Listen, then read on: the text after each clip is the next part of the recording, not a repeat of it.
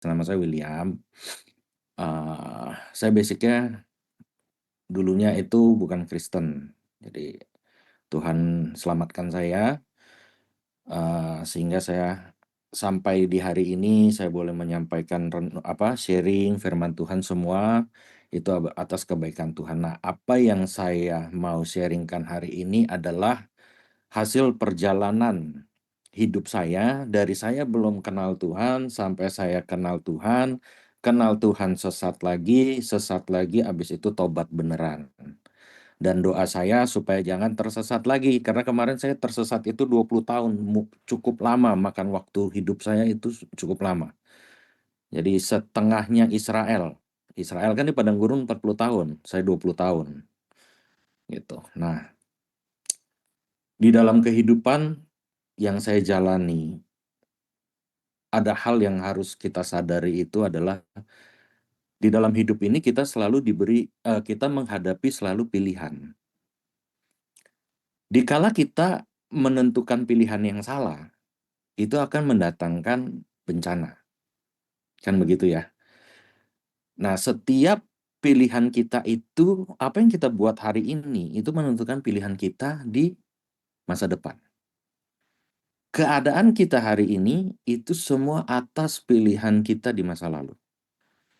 Jadi kita nggak bisa bilang, oh saya waktu itu dipaksa, nggak bisa. Dipaksanya kita tetap ada yang namanya pilihan. Begitupun dengan Tuhan dan iblis. Tuhan dan iblis itu tidak pernah memaksa dan tidak bisa menyeret. Jadi ibaratnya ada ini kita ya. Iblis itu nggak bisa gini tarik kita untuk berbuat jahat.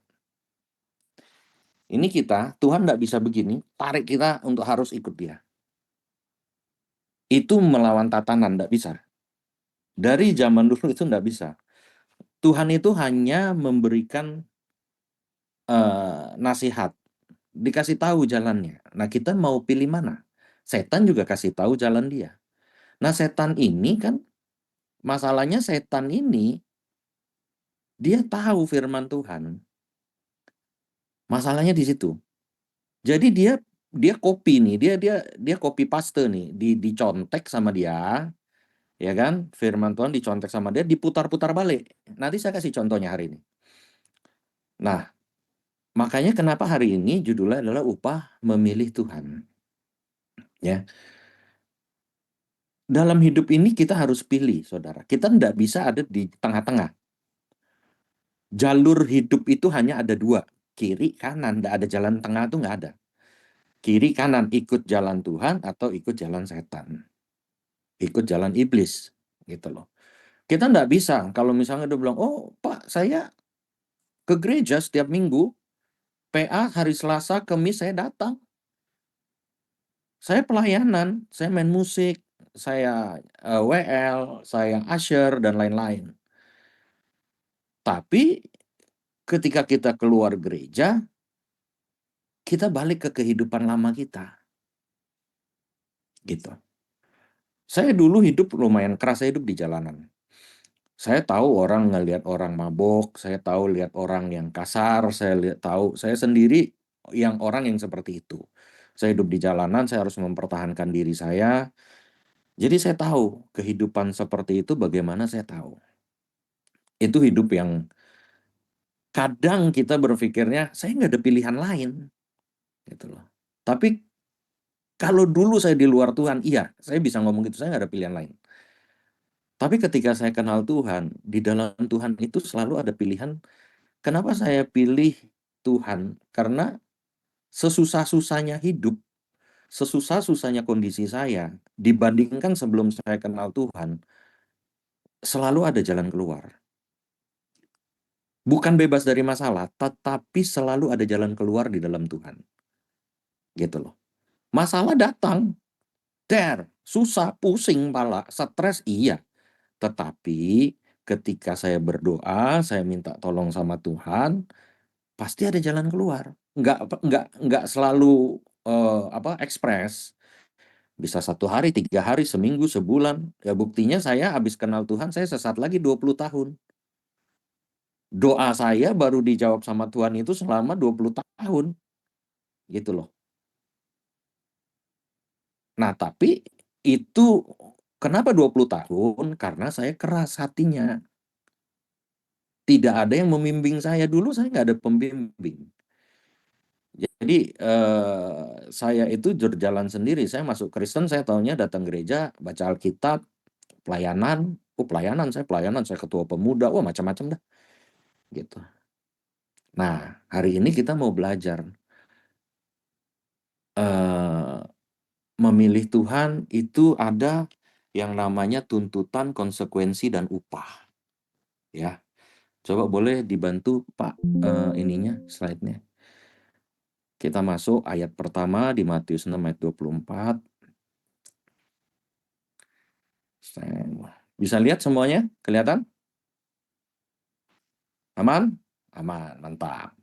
Ayo kita buka Matius 6 ayat 24, kita baca ya. Tak seorang pun dapat mengabdi kepada dua tuan, karena jika demikian, ia akan membenci yang seorang dan mengasihi yang lain. Atau ia akan setia kepada yang seorang dan tidak mengindahkan yang lain. Kamu tidak dapat mengabdi kepada Allah dan kepada Mammon. Tidak bisa. Kita itu nggak bisa pilih dua-duanya. Kita harus pilih salah satu. Mamon itu adalah kecintaan kepada dunia. Kalau orang kan dulu bilang mamon itu duit. Nggak duit doang. Bahkan anak kita, istri kita itu atau suami kita itu bisa jadi mamonnya kita loh.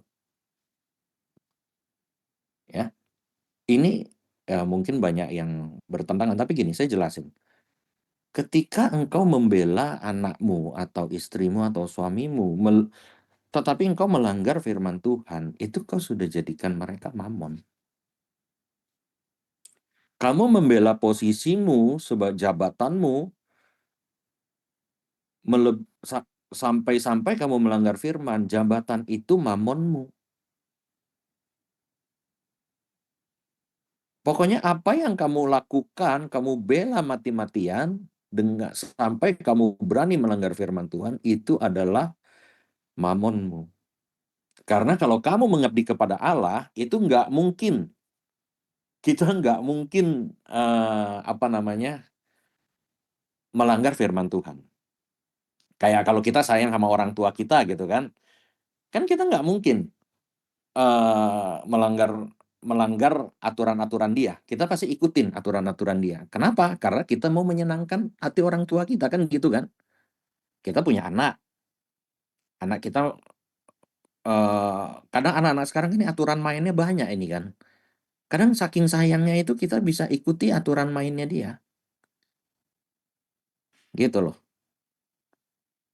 Nah, di sini kan jelas tidak bisa kita punya dua jalan tuh kiri kanan, kaki kiri di kiri, kaki kanan di kanan, itu nggak bisa. Hari Minggu ke gereja, pulang gereja, kamu pelayanan di gereja, pulang gereja, kamu balik ke kehidupanmu yang dulu, yang mabuk kembali mabuk, yang dugem kembali dugem, yang judi kembali judi. Itu nggak bisa. Bahkan dulu lebih parahnya lagi, ada teman saya mau judi, sebelum judi dia berdoa dulu. Saya sampai bingung, saya ngeliatin aja nih orang. Berdoa, dia lipat tangan, dia berdoa begini. Saya tanya, bro lu ngapain? Berdoalah katanya. Berdoa buat apa? Iya, supaya gue nggak kalah katanya gitu. Saya mikir, masih kecil, masih itu paling baru umur berapa ya? 20-21 tahun kayaknya. Saya mikir emang bisa ya, saya bilang. Lu doa sebelum judi, lu doa supaya lu nggak kalah, itu emang bisa apa gitu? Ada yang pakai narkoba, itu berdoa, doanya apa? Doanya itu bukan supaya lepas dari narkobanya, tapi doanya itu supaya tidak ketangkep. Rajin ke gerejanya, rajin. Ngajak saya malah ke gereja. Dulu kan saya bukan orang Kristen. Saya diajak ke gereja sama dia. Tapi saya skeptis. Saya tuh, aduh, orang Kristen. Lu aja begini modelnya. Gitu loh. Kayaknya kita mikirnya kan, kita kan manusia gitu ya, kebanyakan kita main pukul rata aja kan gitu. Ngelihat satu rusak, kita anggap semua rusak kan begitu. Nah, di di dalam pemilihan ini tuh ada yang pertama namanya tuntutan, yang berikutnya. Ini dua-duanya ada nih, kamu ikut Allah ada tuntutan, ikut iblis ada tuntutan. Nah, ini yang pertama di Matius 22 ayat 37. Tuntutannya aja tubuh, jiwa, dan roh. Artinya seluruh hidupmu. Nah, kita baca coba Matius 22 ayat 37 ya. Jawab Yesus kepadanya, kasihilah Tuhan Allahmu dengan segenap hatimu, dengan segenap jiwamu, dan dengan segenap akal budimu. Nah, si setan pakai ini juga. Apa? Kasihilah iblis, dalam tanda kurung, apa itu? Kekayaanmu, jabatanmu, kehormatanmu, ya kan?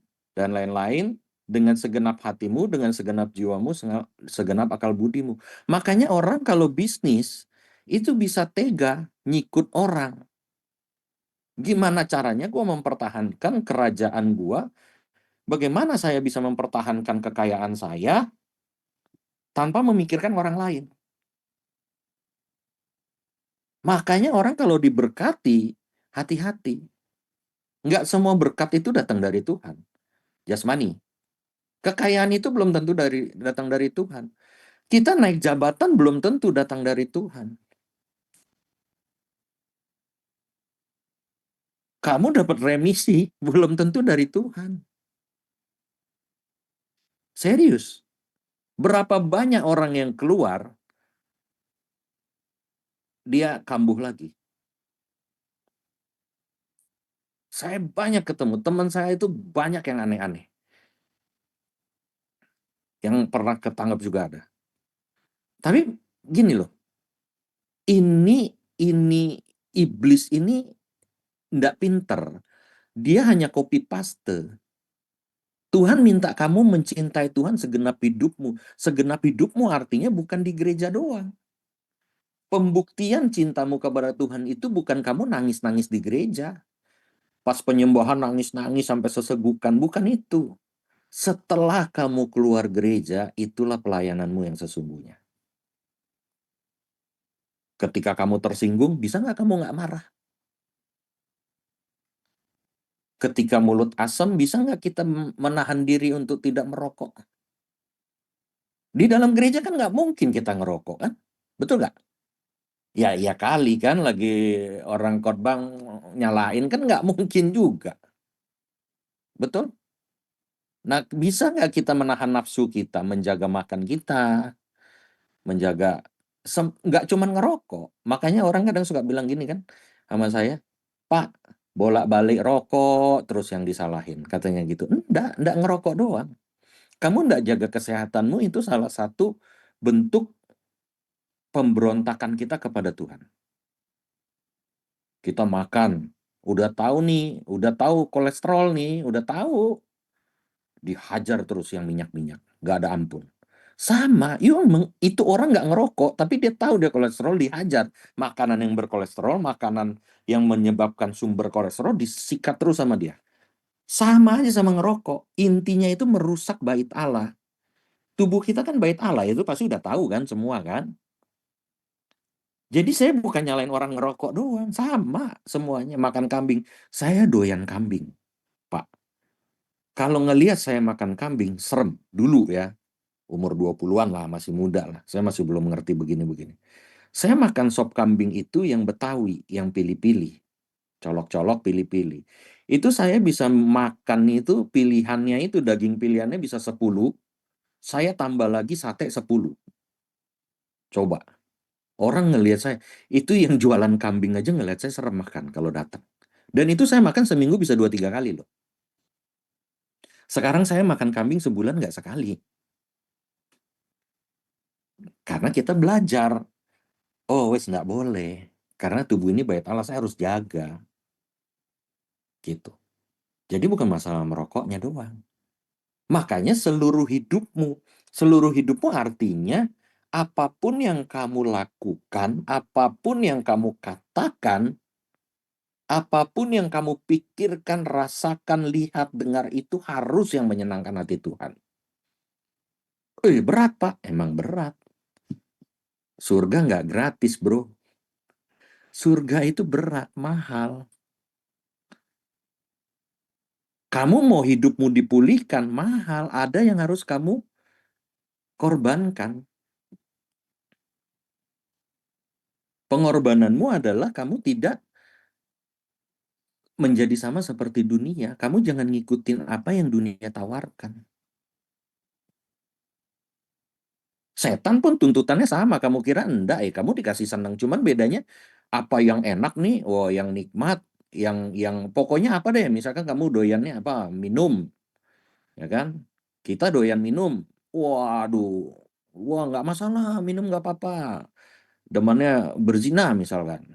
Wah nggak apa-apa, dikasih. Wah makin dikenalin cewek, cowok. Sekarang kan yang berzina itu nggak. Kalau dulu kan cewek berzina agak tabu kan. Kalau sekarang lebih udah terbuka sekali. Setan bekerja itu sudah bisa kelihatan. Sekarang udah nggak pakai ngumpet-ngumpet, udah nggak pakai pilih-pilih, sikat semua. Anak muda aja aduh, saya kadang kalau ngeliat dunia sekarang sudah seram. Kalau kita masih nggak mau pilih Tuhan, kita itu nggak bisa survive di bumi ini. Ya, kita kena penghakiman di bumi ini pasti.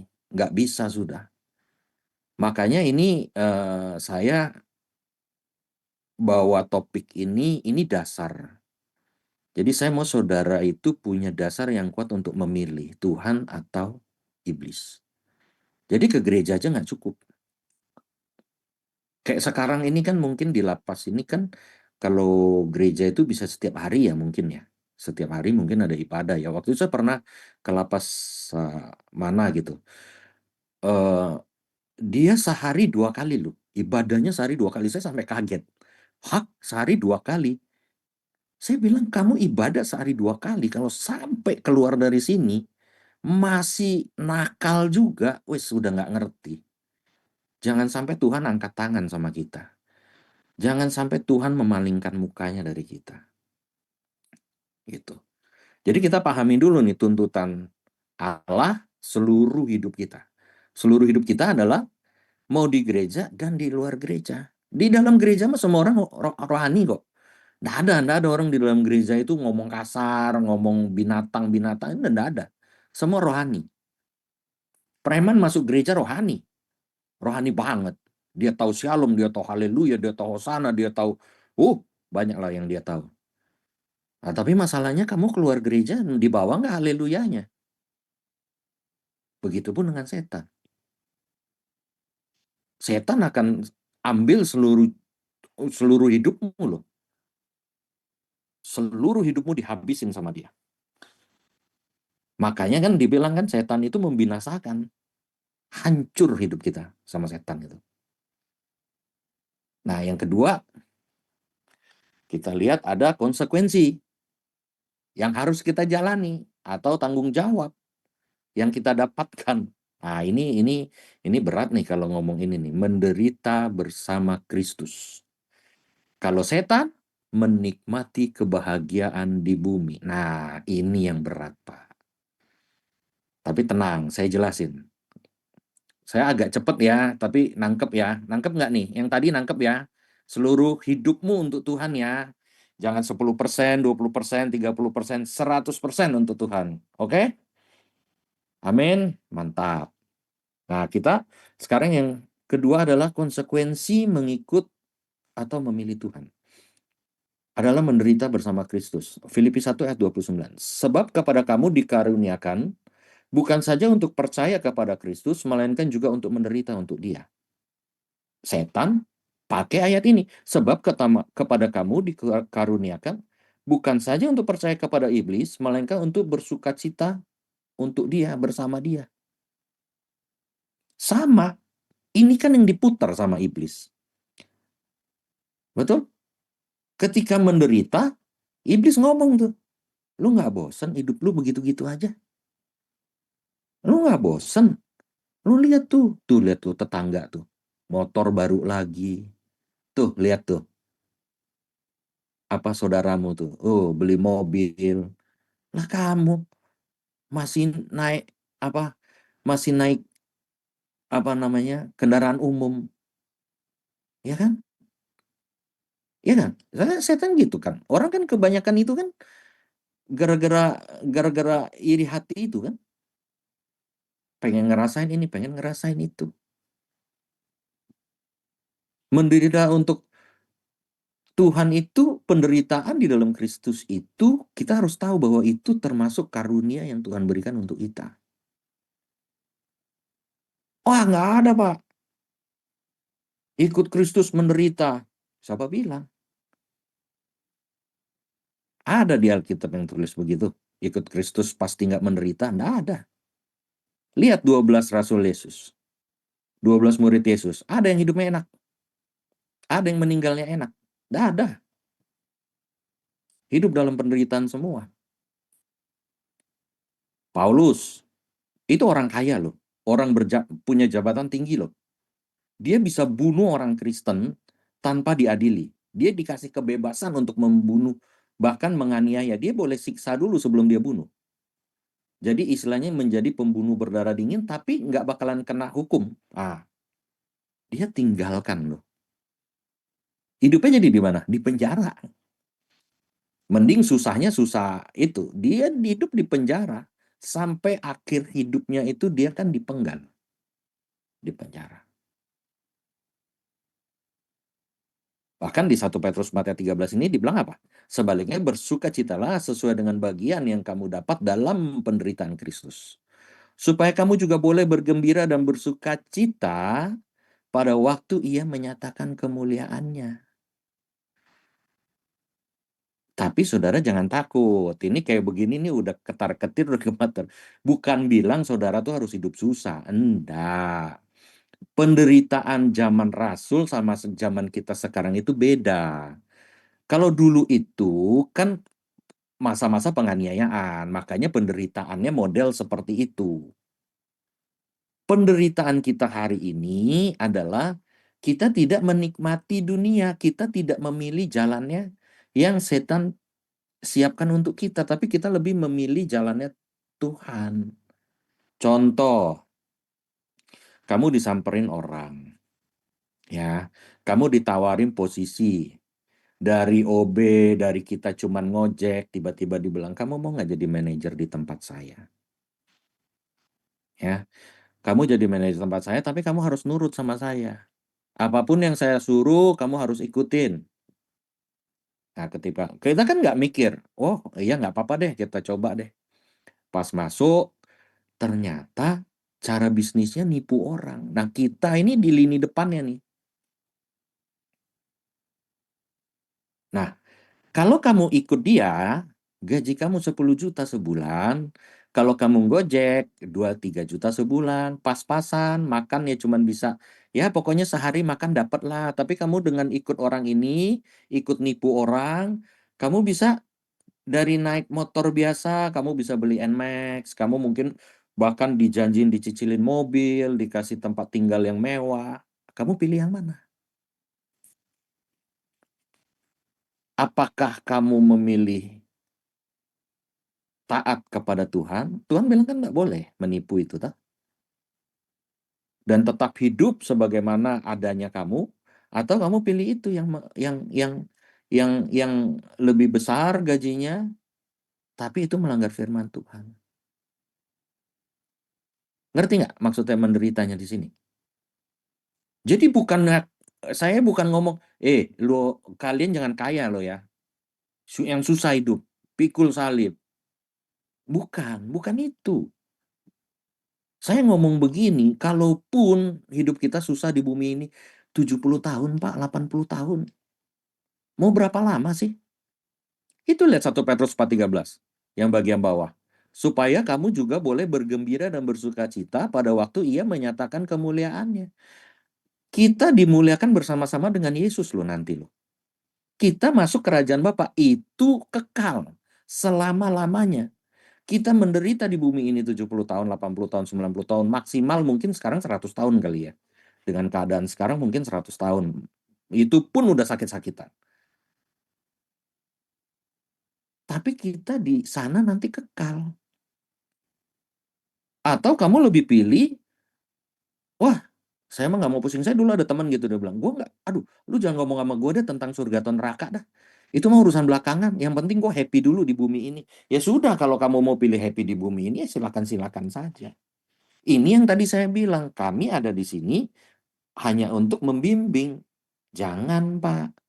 Jangan pilih sana. Pilihlah jalan Tuhan. Tetapi keputusan kan semua balik ke Anda sendiri. Ke saya sendiri. Betul nggak? Saya nggak bisa paksa kamu. Kalau saudara bilang, Bapak enak gak pernah hidup susah. Siapa bilang? Saya kaya pernah, susah pernah. Dulu Bapak saya kaya sekali. Saya apapun dapat, tapi kasih sayang saya nggak dapat dan saya hidup di jalan. Saya hidup di jalan itu bukan dalam keadaan susah loh ya. Saya dalam keadaan banyak duit. Tapi kerja saya tuh setiap malam mabok. Kerja saya cari cewek. Tuh, banyak duit soalnya. Nah, setelah kenal Tuhan, jatuh saya. Saya kan nih, saya kenal Tuhan, saya malah jatuh miskin. Coba pikirin.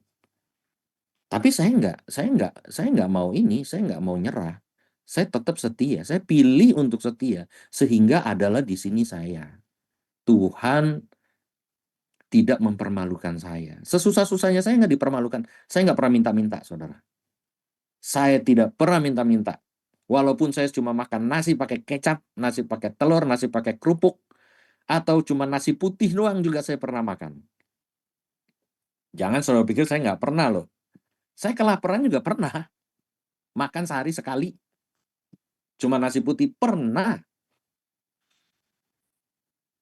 Tapi saya pilih untuk tetap setia. Saudara pilih mau setia atau tidak setia. Hari ini saudara ada di tempat ini, itu bukan suatu kebetulan. Tuhan menyelamatkan saudara. Betul? Banyak teman-teman yang di luar sana mungkin kamu dapat kabar overdosis, dipukulin. Kalian ada di tempat ini itu Tuhan sayang sama kalian. Kalian dikasih kesempatan untuk memilih. Tuhan masih tunggu. Nanti saya kasih tahu, Tuhan itu nggak pernah tinggalin kita. Tuhan itu masih nunggu kita untuk kembali sama Tuhan. Gitu loh. Nah kalau kamu pilih iblis, enak. Di dunia ini enak. Mau judi boleh, mabuk boleh. Ya pokoknya apapun juga asik lah. Bahkan dikasih kekayaan sama iblis. Nggak percaya, kamu ke Gunung Kawi sono. Cepet. Tapi ya, kamu kena kutukan itu. Nanti anakmu cacat lah. Tapi kamu kaya. Gitu. Konsekuensi di bumi itu ada tanggung jawab. Kamu pilih setan ada tanggung jawabnya. Kamu kan harus nyetor darah. Saya tahu, saya pernah belajar ilmu putih. Saya tahu ilmu hitam, ilmu putih. Itu harus pakai darah. Korbankan orang, korbankan anakmu, orang yang kau kasihi. Gitu loh. Sama kan? Kan kalau Allah dulu pakai darah domba, terus Tuhan Yesus turun, darah Yesus nebus kita, betul nggak? Sama, setan pakai darah juga, minta darah dia. Gitu. Jadi konsekuensinya menderita bersama Kristus, sekali lagi jangan dipahami bahwa tidak boleh hidup. Saya menikmati hidup. Saya menikmati hidup dalam artian saya pergi sama anak istri saya pergi nonton di bioskop gitu loh. Tetapi saya membatasi diri. Tidak setiap film baru keluar saya harus nonton di bioskop. Tidak harus setiap kali makan di restoran. Saya lebih banyak makan sama anak-anak yang kekurangan, atau misalkan ada Gojek, saya lagi makan di warteg, ketemu Gojek, itu saya bayar-bayarin. Gitu. Jadi apa yang kita dapat, kita share lagi ke orang keluar. Karena Tuhan udah memberkati kita, kita berkati orang. Kalau kamu kaya, ingat pesan saya hari ini. Bukan kamu tidak boleh kaya. Masalahnya kekayaan kamu pakai untuk apa? Kalau kekayaanmu kamu pakai untuk kamu nikmati sendiri, untuk memperkaya dirimu, untuk kamu nikmati berfoya-foya, kamu udah lepas dari jalan Tuhan. Karena apa yang Tuhan titipkan sama kamu itu milik Tuhan. Ya, jadi ngerti ya, jangan salah kaprah bahwa, oh menderita bersama Kristus, aduh gue harus hidup, gue harus susah. Enggak gitu. Nih, hidup sama kamu taat dan setia. Saya udah ngalami, Pak. Saya udah bilang saya pernah kaya, saya pernah miskin, saya pernah jadi supir taksi, saya pernah mau ngegojek, itu saya pernah. Mau ngojek itu pernah. Tapi ketika saya taat dan setia, saya ada sampai hari ini. Bapak jangan lihat saya hari ininya. Lihat perjuangannya saya. Serius, kalau Bapak lihat orang yang sukses, jangan lihat waktu suksesnya, lihat perjuangannya. Dan setahu saya, hamba Tuhan yang taat dan setia sampai hari ini tidak ada yang dipermalukan. Satu pun tidak ada yang dipermalukan, satu pun tidak ada yang minta-minta. Syaratnya taat dan setia. Oke? Paham ya? Menderita bersama Kristus, jangan mencintai dunia. Oke? Coba next. Nah, ini upahnya nih. Ketika engkau sudah berjuang, ya kan? Roma 8 ayat 17. Jika kita adalah anak, maka kita juga adalah ahli waris. Maksudnya orang-orang yang berhak menerima janji-janji Allah, yang akan menerimanya bersama-sama dengan Kristus, yaitu jika kita menderita bersama-sama dengan Dia, supaya kita juga dipermuliakan bersama-sama Dia. Amin. Setelah kamu berjuang, setelah kamu terseok-seok, kita itu akan dipermuliakan bersama-sama dengan Dia, bersama-sama dengan Tuhan Yesus. Setan pakai lagi ayat ini, jika kita adalah anak, maka kita juga adalah ahli waris. Maka orang-orang yang harus membayar hutang-hutang kepada iblis, yang akan menerimanya bersama-sama dengan iblis. Yaitu jika kita menikmati dunia bersama-sama dengan Dia, supaya kita juga dipermalukan bersama-sama Dia. Jadi upahnya ini jelas. Kamu ikut Tuhan, upahnya kebahagiaan kekal. Kamu ikut si iblis, kekekalan juga sama, tapi kesengsaraan kekal. Pak, saya kasih tahu ya, Bapak Ibu yang ada di online semua, sesengsara-sengsaranya hidup kita hari ini, dibanding kesengsaraan kekal itu nggak ada apa-apanya. Kesengsaraan kekal itu bisa 10, 100, 1000 kali lipat. Kok tahu Pak? Tahu. Makanya baca Alkitab, baca firman. Ya, itu kan udah ditulis, bumi ini akan lenyap, akan hancur. Udah nggak mungkin enak. Tapi kalau kita connect sama Tuhan, sejak di bumi ini, makanya kamu harus pilih dari sekarang. Koneksimu, kamu bisa merasakan surga. Bisa merasakan berkat dari surga itu bahkan dari sekarang, bukan nanti. Tapi kau harus nempel dulu, jika kita adalah anak, maka kita juga ada ahli waris. Orang yang berhak menerima janji Allah. Tapi syaratnya apa? Anak. Anak itu denger-dengeran. Anak kalau kurang ajar nggak akan dikasih. Betul nggak? Kalau Bapak punya anak nih kurang ajar, Bapak kasih nggak? Minta mainan, kurang ajar nih. Tiba-tiba minta mainan, kasih nggak? Nggak mungkin kasih kan? Tapi kalau dia anaknya baik, sekolahnya bagus, kita gimana caranya kita akan usahakan. Allah sama. Kita menyenangkan hati Allah. Bukannya kita mau nyogok ya. Tanpa kamu minta, itu pasti Tuhan akan kasih. Yang menurut Tuhan perlu. Contoh, kamu perlu gini, kita pelayanan jauh misalkan. Kita kerja jauh, tiap hari naik bus hampir sering telat gitu kan. Kita pergi 3 jam sebelumnya, 4 jam sebelumnya kita harus berangkat. Nah, kita berdoa, Tuhan, aku mintalah Tuhan mobil 1. Supaya bisa aku tuh pergi, pulang, supaya nggak telat-telat terus, oke? Nah, poinnya adalah apa? Kita minta kendaraan kan? Memang kita sebut spesifik mobil, tapi poinnya adalah kita minta kendaraan. Tuhan jawab, kamu dikasih motor. Sama nggak? Malah lebih cepat sebenarnya naik motor daripada naik mobil, kan gitu. Tapi kita kan kadang bilang, wah doa saya belum dijawab ini. Saya mintanya mobil, padahal sudah dikasih kendaraannya. Yuk ngerti nggak maksud saya? Itu setan juga mulai ngomong tuh, lah ngapain? Masa lu naik motor, teman-teman lu naik mobil? Jadi di setiap perkara yang kita hadapi, kita ada pilihan. Sampai-sampai Tuhan udah jawab, kita bisa nggak tahu loh Tuhan udah jawab. Kalau kita nggak deket sama Tuhan. Ini baru milih, saya belum masuk sampai ke dalam-dalam sana ya. Ini baru dasarnya, kamu harus tahu dulu nih apa yang kamu pilih, konsekuensinya apa, upahnya apa. Jadi kamu tepat pilihnya. Kalau setelah ini kau bilang, wah kalau kayak gitu mah, gue pilih iblis aja, ya silakan, saya nggak bisa larang. Cuman kalau saya pribadi, saya udah merasakan kasih Tuhan, saya mau kok saudara semua itu ngerasain kasih Tuhan. Tuhan itu tidak pernah mau lihat anaknya sakit, tidak mau pernah lihat anaknya sengsara. Tidak pernah mau. Cuman terkadang kitanya yang ngeyel, kitanya yang nakal. Upahnya sudah jelas. Saudara ini pilihannya tinggal ini. Kamu kalau misalkan pilih iblis, saat ini hidupmu akan senang-senang aja.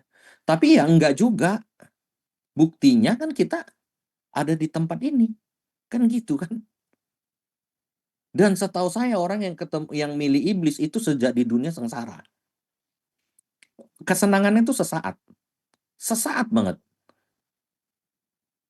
Tapi kalau pilih Tuhan, masalah datang silih berganti. Berat kayaknya. Tapi Tuhan tetap kasih jalan keluar. Asalkan kita berperilaku dan bersikap seperti anak. Maka kita juga lah ahli waris. Sikap kita harus seperti anak kalau mau dianggap anak sama Tuhan. Baru kita bisa terima janji-janji Allah. Berkat-berkat rohani maupun berkat-berkat jasmani. Gitu. Nah, sekarang saya mau kasih lihat ya. Ini next. Coba yang gambar panah bukan ya? Oh, ini ada upahnya lagi juga ini. Yang kedua. Ya ini. 2 Timotius 2 ayat 12 kita baca aja ini. Jika kita bertekun, kita pun akan ikut memerintah dengan dia. Jika kita menyangkal dia, dia pun akan menyangkal kita. Ya, ini jelas. Udah 2 Timotius 2 ayat 12 sudah jelas sekali. Begitupun dengan iblis, jika kita bertekun, kita pun akan ikut memerintah dengan dia di mana? Di neraka. Kalau kita ikut memerintah dengan Tuhan, di mana? Langit baru, bumi yang baru. Itu ada, bukan saya bikin-bikin, Wahyu 21 ayat 1. Lalu aku melihat langit baru dan bumi yang baru, sebab langit yang pertama dan bumi yang pertama telah berlalu, dan laut pun tidak ada lagi. Pak, sehebat-hebatnya kita di bumi ini, setinggi-tingginya jabatan kita, sejago-jagonya kita berantem, sepreman-premannya kita, walaupun kita jadi ketua di atas 1.000 orang, 10.000 orang, bumi ini akan berlalu. Pilihan ada di tangan saudara. Kalau kita menyangkal dia, dia akan menyangkal kita. Bukan saya yang ngomong. Alkitab yang ngomong. Firman Tuhan yang ngomong. Makanya mulailah baca firman. Makanya ibu anak itu kan bolak-balik ngomong. Baca firman, perkatakan firman. Kan gitu kan? Benar nggak? Ibu anak kan selalu ngomong gitu. Ya emang itu dasarnya itu. Kalau kamu mau perkatakan firman, kamu harus baca dulu. Kalau kamu nggak baca, apa yang mau kamu perkatakan? Setelah kamu perkatakan, kamu lakukan firman itu. Gitu loh. Nah ini coba di next, dipencet 3 kali deh. Ya sampai yang panahnya di tengah. Nah ini, saudara lihat, ini kan ada lingkaran yang paling dalam. Ya, lingkaran yang paling dalam itu adalah Allah, anugerah Allah. Ya, kita anggap itu seperti anugerah Allah. Ini saya mau kasih saudara gambaran supaya saudara ngerti. Nah, poin kita itu harus nempel di situ. Ini harusnya lebih kecil. Saya nggak ketemu yang lebih kecil, harusnya kecil. Saya nggak ketemu yang lebih kecil, tapi kita bisa paham dari sini bahwa Allah itu nggak pernah kemana-mana. Dia ada di situ. Nah, kita harusnya ada di dalam sini. Di dalam yang tengah ini. Ketika kita baru bertobat, kita diampuni, kita diselamatkan dari dosa-dosa kita yang lama, kita menjadi manusia baru. Betul? Konsepnya kan begitu ya. Kita ada di dalam anugerah ini. Circle anugerahnya Tuhan. Makanya orang kalau baru bertobat, baru habis pelepasan, baru habis dibaptis, itu doanya gampang dijawab. Betul nggak? Kan kalau baru habis baptis tuh doa cepat sekali dijawab. Nah, Itu kita karena ada di dalam circle Tuhan. Kita layak di hadapan Tuhan. Darah Yesus melayakkan kita ada di hadapan Bapa. Nah, ke gambar yang sebelumnya, sorry. Gambar yang sebelumnya. Nah, iblis, ya, ini perhatikan baik-baik. Iblis tidak perlu saudara ada jauh dari titik tengah.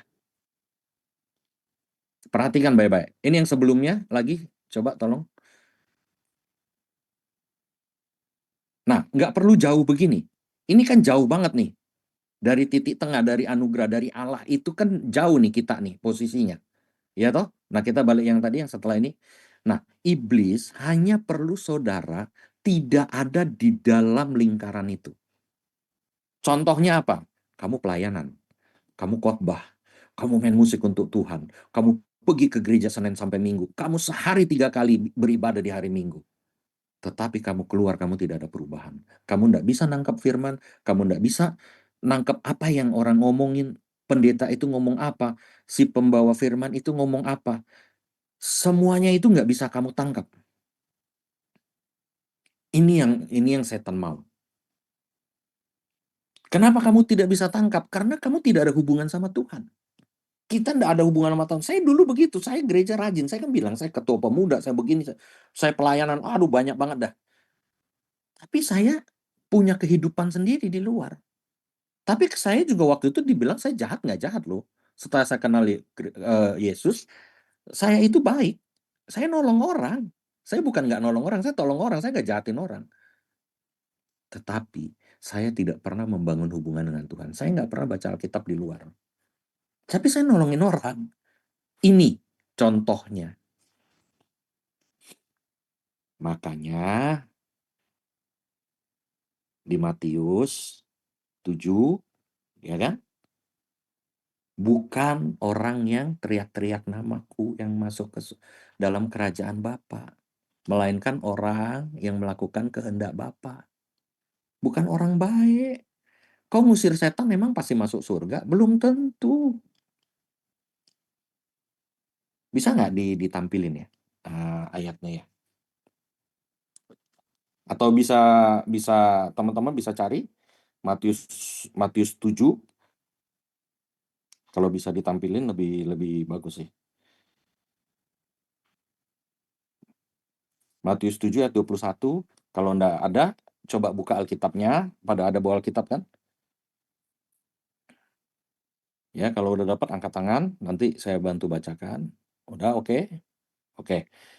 Bukan setiap orang yang berseru kepadaku Tuhan, Tuhan akan masuk ke dalam kerajaan sorga, melainkan dia yang melakukan kehendak Bapakku di sorga.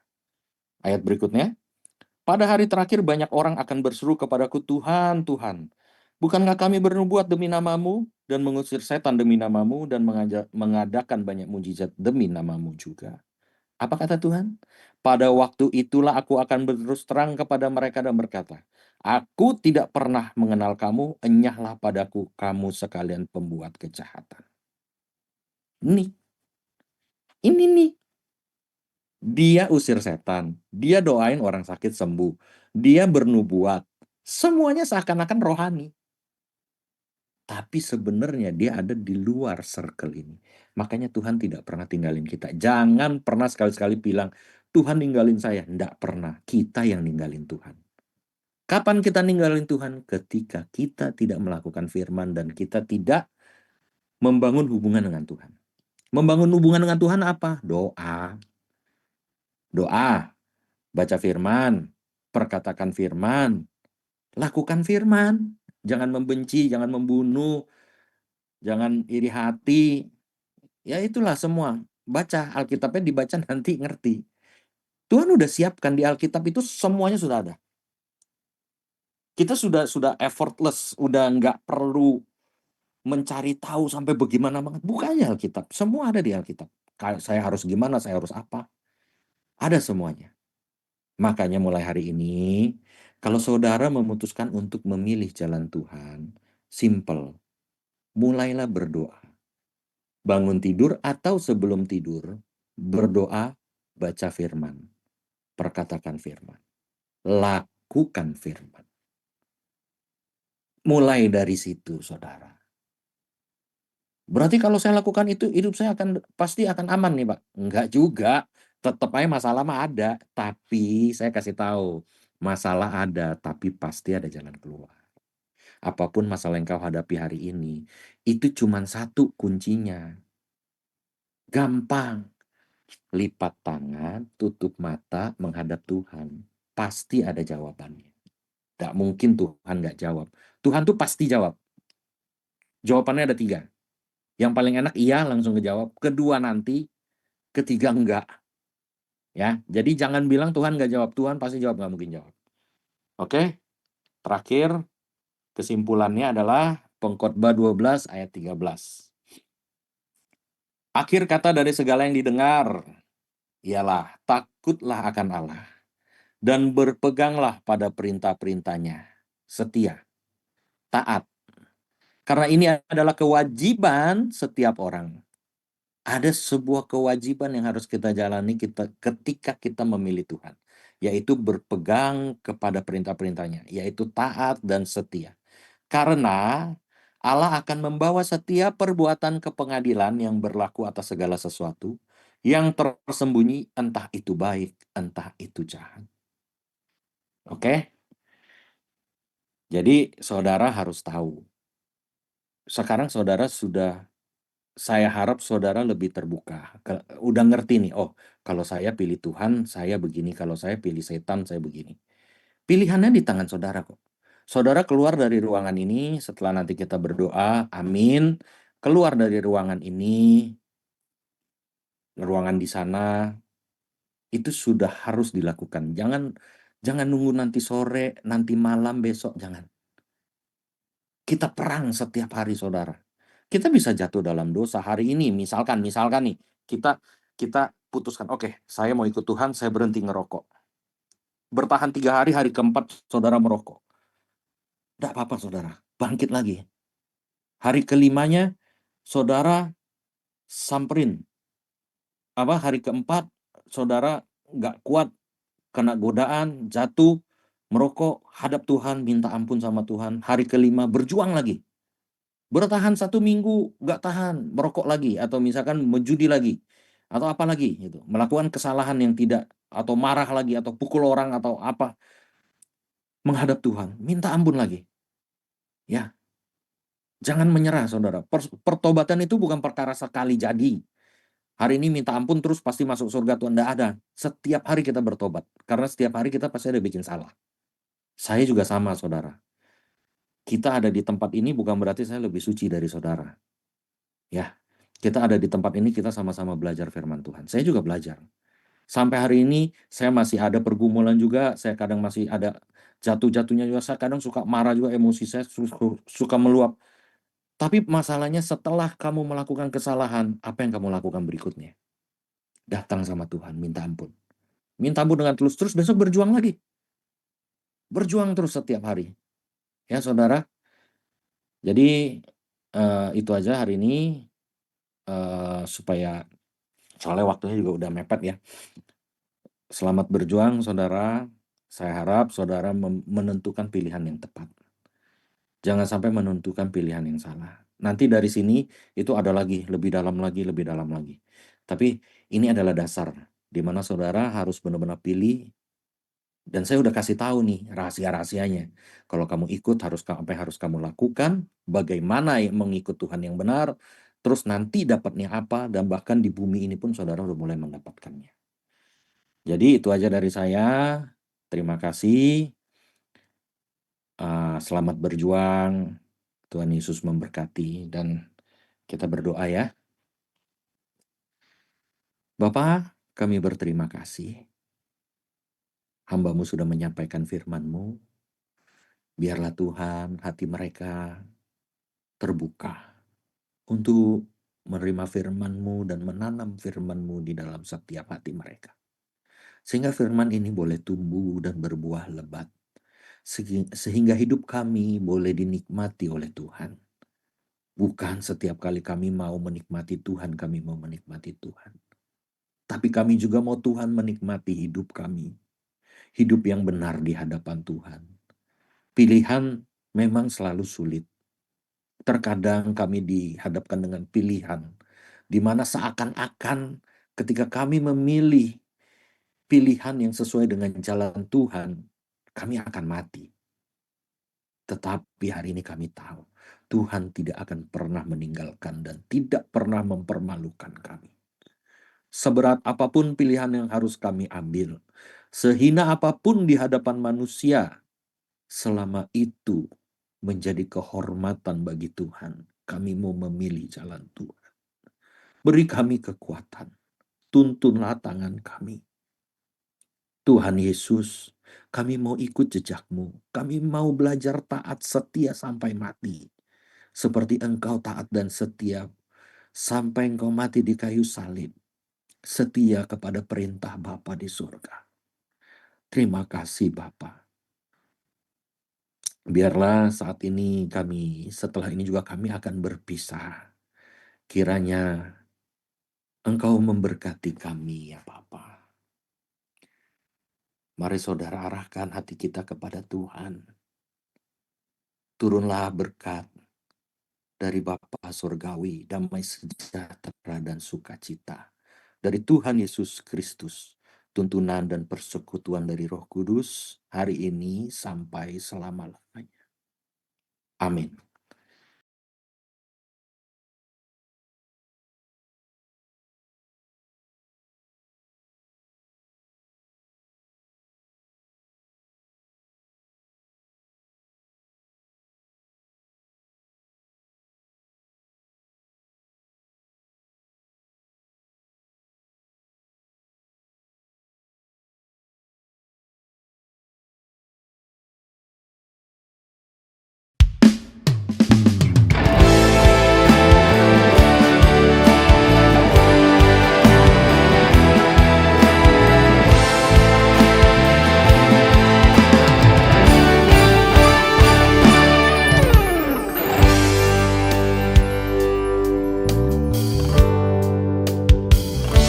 Ojo krungu suarane liya, ojo gelem diapusi setan. Dengarkan saja firman Tuhan.